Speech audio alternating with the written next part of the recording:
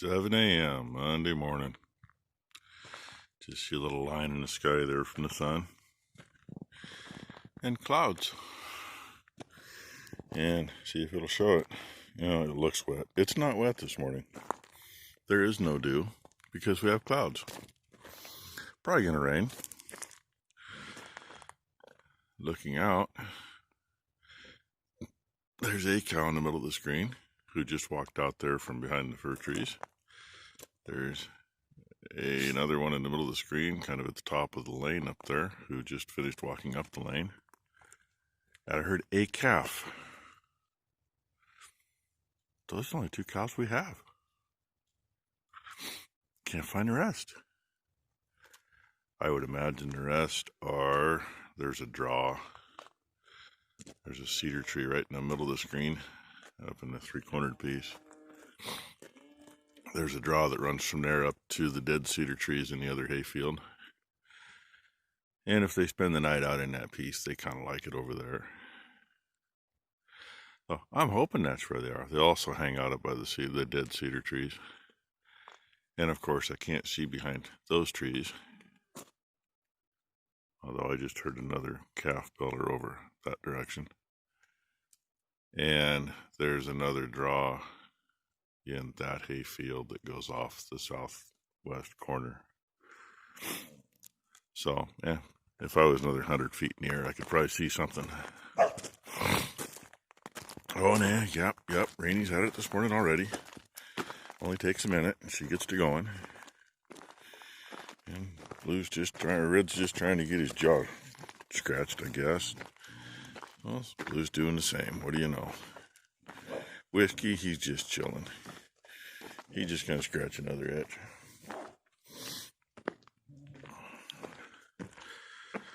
So, I just thought I'd show you, since I keep showing you all these wet mornings when it's been foggy and the dew's been heavy, that, a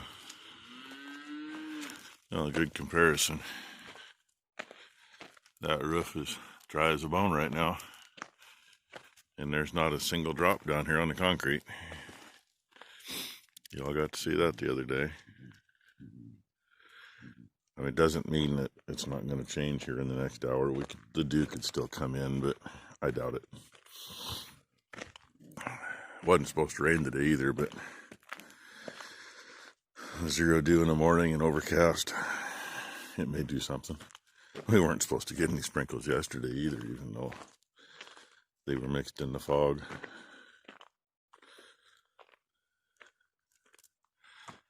Catch some of the view this time of day. And a couple yard lights, houses. In the big scheme of things, it wasn't that many years ago. A lot of those trees weren't there, and there was one house. It was the people that owned where all those trees are. Besides that, from here, you didn't see any houses that direction. And there was only a couple over that direction before you looked up. And literally all of the hill we can see from right here, you could count house lights on one hand and you knew who they were. And they drove by every day and honked and waved. Now, God only knows how many houses are up there. Every driveway's got 2, 3, 4, 5, 6, 10, 15, 20 houses crammed down it. None of them have a clue what their little speck up there on the hill in life means to anybody. They all work in town. And pretty much all of them think it's funny to challenge something way bigger than them on the road because they're blind, they can't see it. Yeah, just my 2 bits for the morning. Did get the drums on that axle last night. I still gotta get the air cans on, but I gotta cut the slack adjuster pins off because they're rusted in. Which I figure I'll have that done before number 1 gets here. Number 2 should be getting up pretty soon to go to work. And Becky's supposed to go up to her folks. She goes up and takes care of part of her house cleaning at least once a month. She said she's going to be up there at 8. It's 45 minutes up there. And it's almost 7 now and she ain't out of bed. Oh, wait, I found some cows. Excitement. You got to see this. Sorry, I had to adjust my shoulders a little bit for my coat. Cows! Definitely not all of them, but sometimes you wonder when you look out and you can't find a single one. Oh well, I'll get you some more later. I already wasted almost 6 minutes of your day. See? And I'm just wandering around and babbling. My second field trip today. I'm even driving my pickup. Of course, I'm swapping it for an 07 Tahoe. And number one's running in the Napa to pick up another water pump. I talked with Jackie Gerald last night on the phone, and he gave me an idea that I hadn't thought about. Well, I had, but I hadn't. You know, maybe it's the wrong size pulley. Well, I measured it this morning in the dark with the calipers, and I must have caught the belt on the one that's in the car, because for some reason I thought it was almost a ½ inch bigger diameter.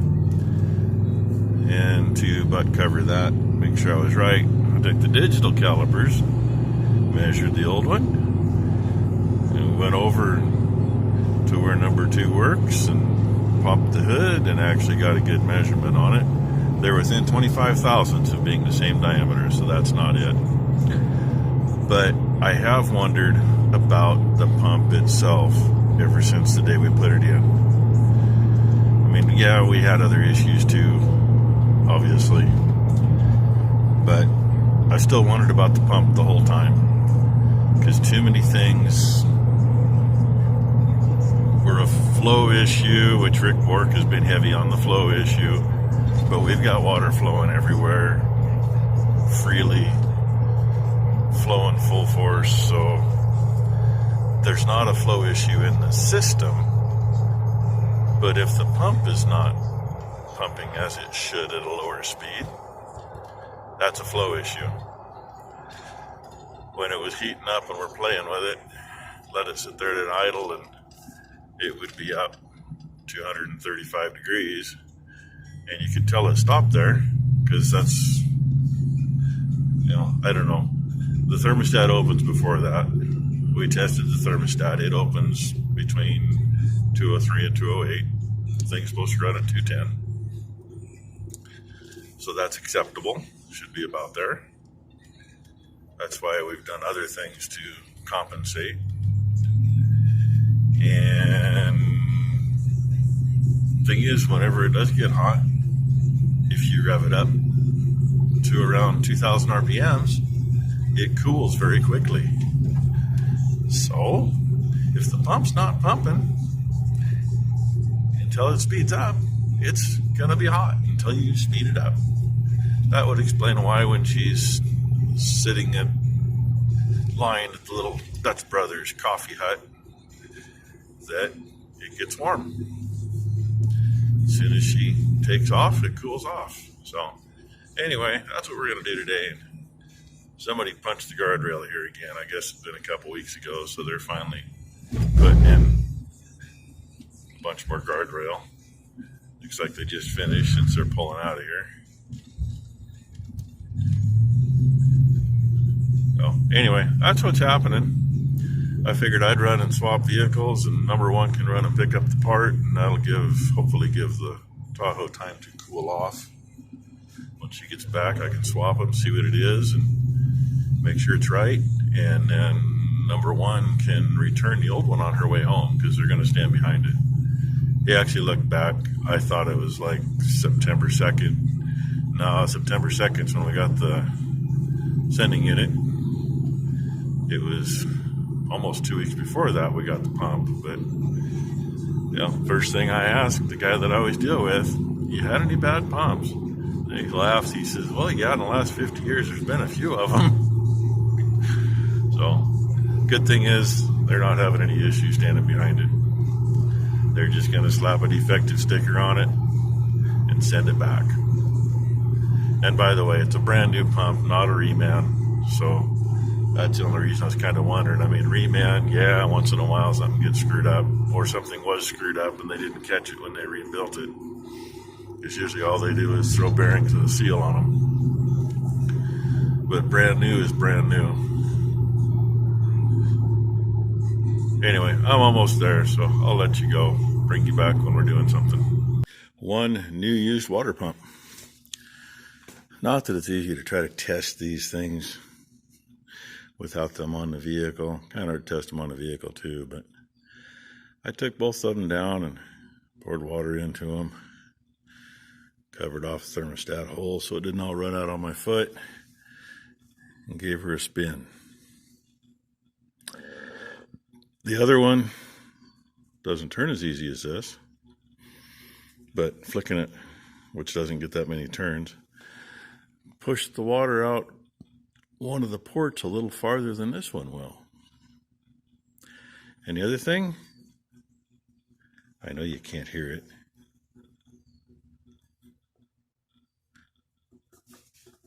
this one's already loose.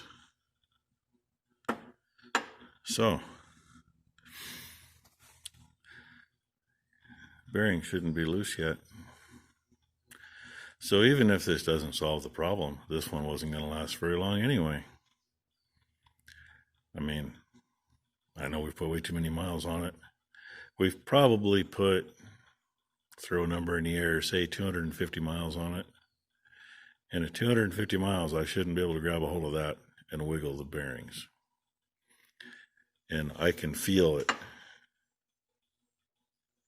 Yeah, you can't see it. I can hear it. A little tick, tick, tick, tick every time I do it.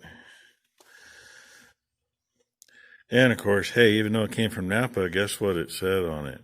China. I ain't gonna knock them. It happens. They're still the ones that are making most of the stuff we use anyway. I don't know if this one actually says China anywhere on it or not.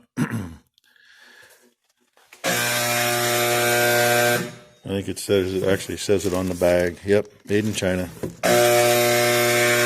So, anyway, we'll get the new one on and see what happens. Guess what? We're going to hook spreaders up today after screwing around with that Tahoe again. Adapter. Oh, but wait, it's already 540.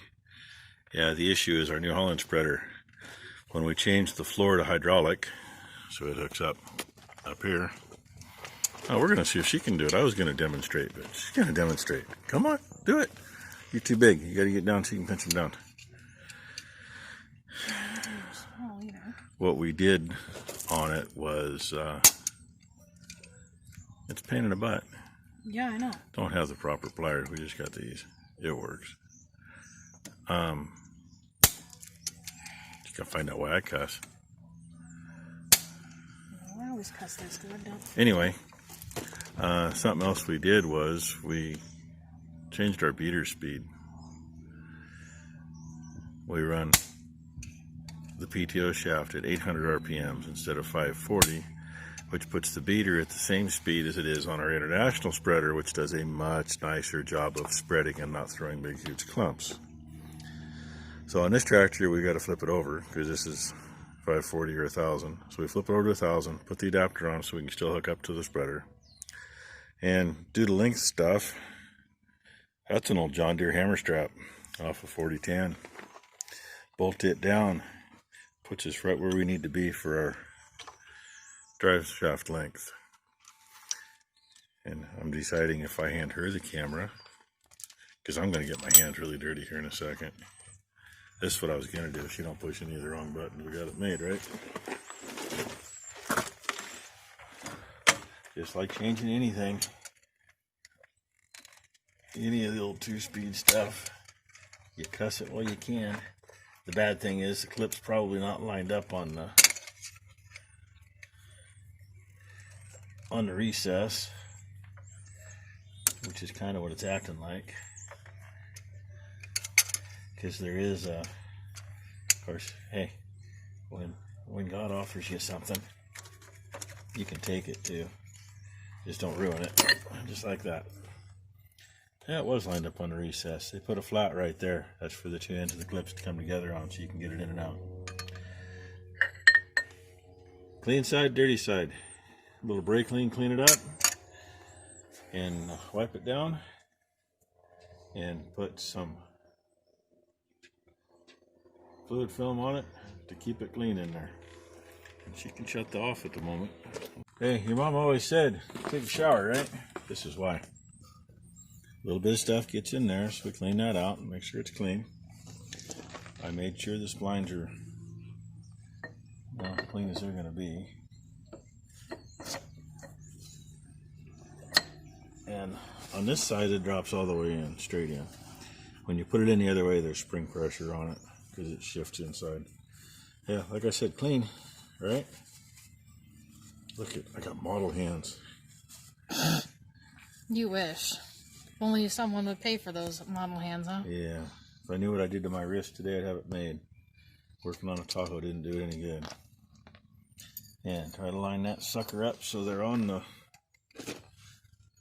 Go into that flat spot again. Really should take a pair of these and cut a slot in them for these. And it's in there. Just like that. If you're worried about it, it's in there. Can't go nowhere. So, that's how we do that much. Then we slide this little bugger on. And I don't know why this was loosening up on the other tractor. That's the one that this was on originally. Because we used to run the round baler behind the 5288. And my father, when we burnt the gearbox up in it, and he got a new gearbox, he didn't bother to think that, oh, hey, wait, we could have gotten a 1,000 RPM gearbox and not had to use the stinking adapter. So, but either way, we still got the adapter. It's still here. It's older than me. Yeah, it's been around a few years. I think we did replace it once. But, you know, it's got probably a few million round bales on it. And, at least a few thousand spreader loads of manure. And for anyone that doesn't know, I am 22, so it is way older than I am. And, yeah, I'm cheating here. I don't want the square one to loosen up when we jam the nut. That way, hopefully, it'll stay tight.